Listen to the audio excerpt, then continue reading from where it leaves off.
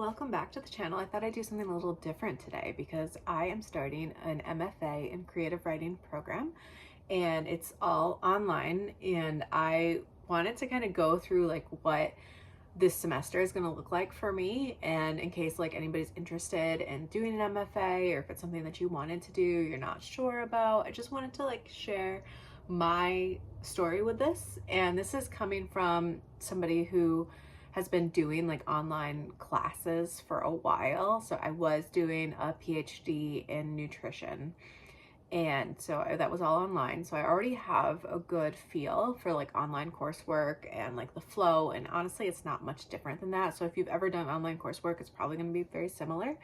But I will say, like, as I'm getting into it, it is so different than nutrition, because for the past like 12 years of my life, like nutrition has been like my job, and like everything, and even going back longer than that, like in 2007, I started my nutrition like career, kind of like course, college, and then into career. So I've been in nutrition for a very long time in my life.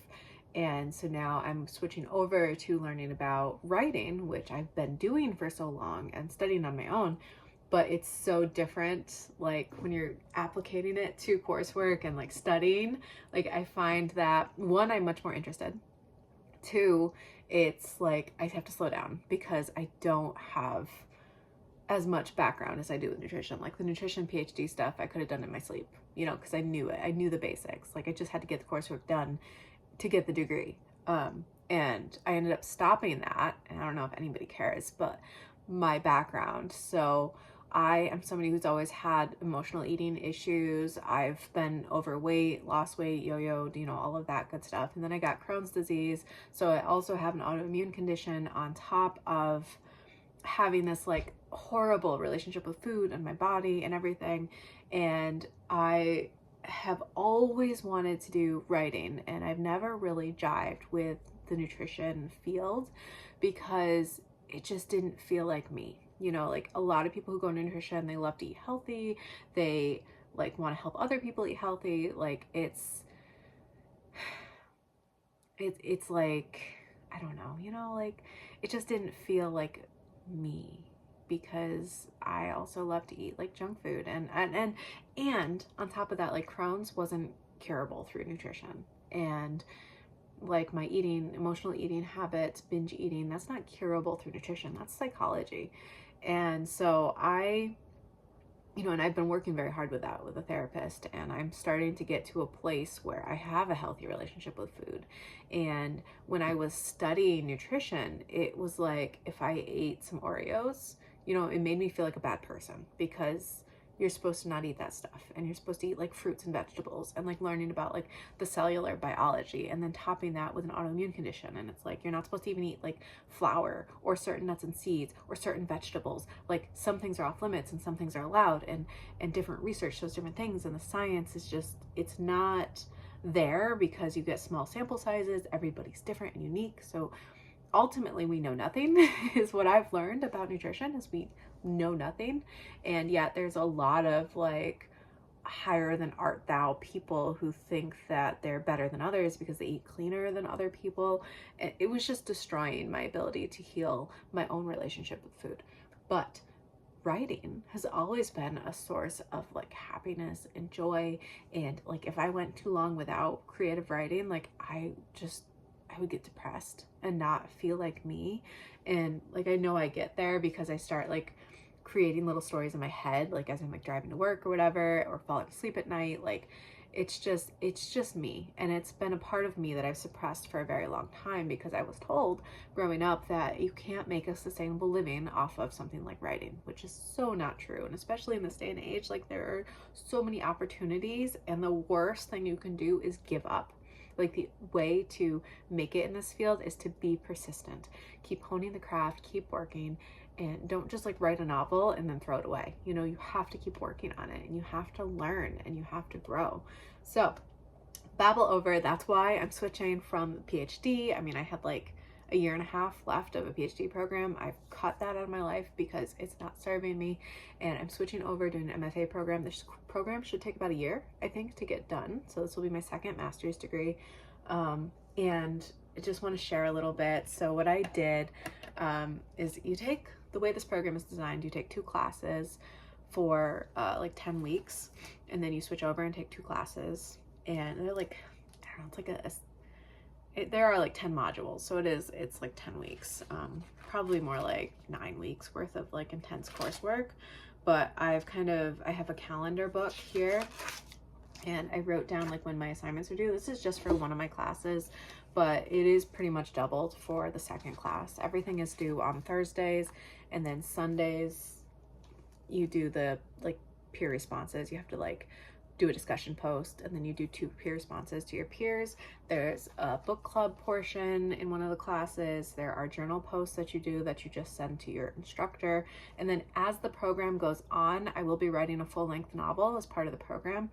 And they also require you to submit a short fiction form to some publishing place. You just have to submit it. You don't actually have to get published, but you have to do the work to get submitted. So as the course goes on, I will be working on a short fiction piece that I can submit. And I've done a few short fiction pieces. I took a lot of creative writing electives when I was in undergrad for nutrition.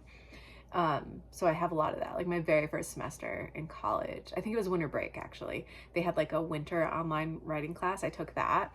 And then when I moved over to my college that I lived on campus for, I took a lot of creative writing electives, and we wrote a lot of short fiction. We like critiqued each other's short fiction. We read a lot of short fiction, but I've never been good at short fiction. Like it's such a totally different ballgame from writing a novel, because you have to compact everything. You have to get your readers to care about your character, understand who they are, create the conflict and the motivation, and then finish the story in like an extreme fraction of what a novel does.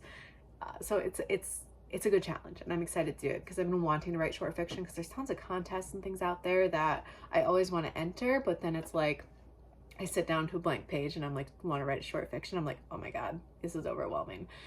I'm excited about it. So I said part of it was like a book club thing, so I had to pick 2 books from a paired book list. And the way that this works for this class is you have to pick, there's a book from the 50s or earlier, depending on which pair, but I have one from the 50s, and a book that is more recent.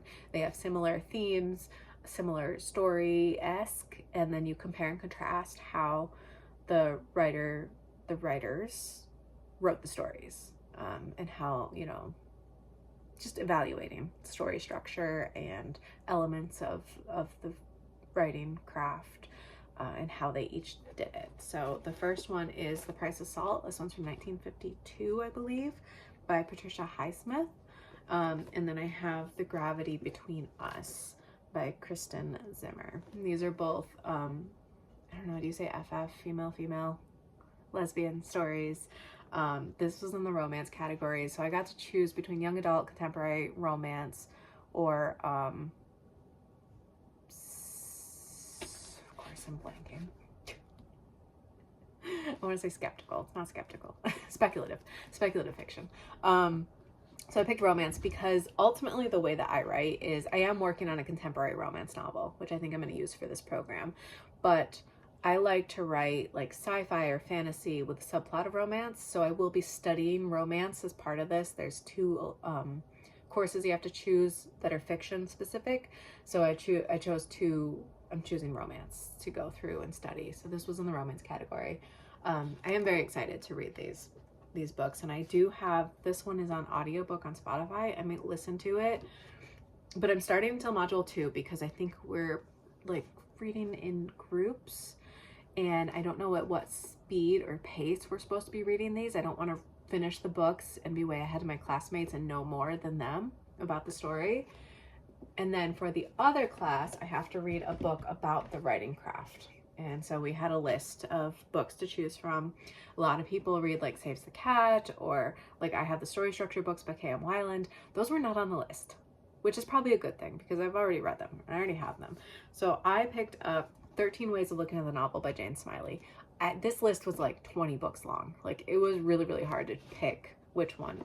And I got this in the mail. I was not expecting this. I was not expecting it to look like a novel. Like, it is, there's so much here. Ooh, what was that? The psychology? Ooh, this is going to be fun to read though. And like, I have to read these fast, so I will not be doing a lot of, you know, reading for fun. So like, one of these chapters titles is The Psychology of the Novel.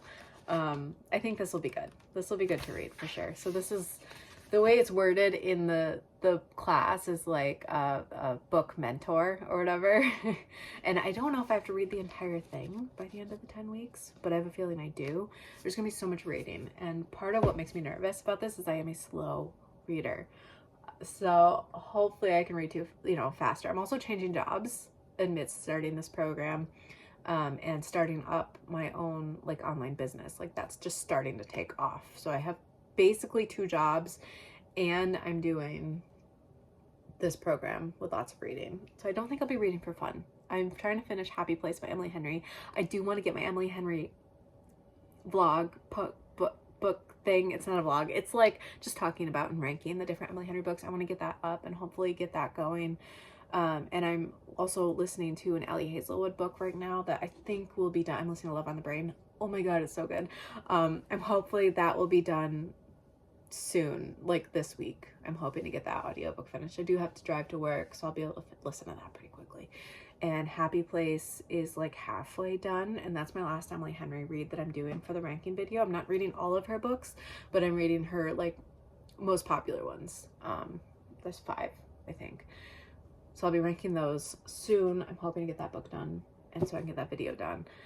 But maybe I'll just take you on this journey with me of like my coursework and like how this program is going. I am reading, I have a couple of articles that I've had to read. I'm taking notes on those. So this week I have 2 discussion posts due, and then the peer responses for each of those, just 2 each. So 4 peer responses due. So this week's pretty easy and pretty light, and I just have to submit which books I picked out. I am ready to start reading these though. I'm super excited about it. So that's it. I just wanted to do this little update video. I hope you're having a wonderful day. If you have any questions, comments, anything, please leave them below. I would love to chat about and answer any questions that you have on like starting an MFA program. If you're curious about joining one, I am doing it. I will share through SNHU. And again, it's all online, so it's super easy wherever you live.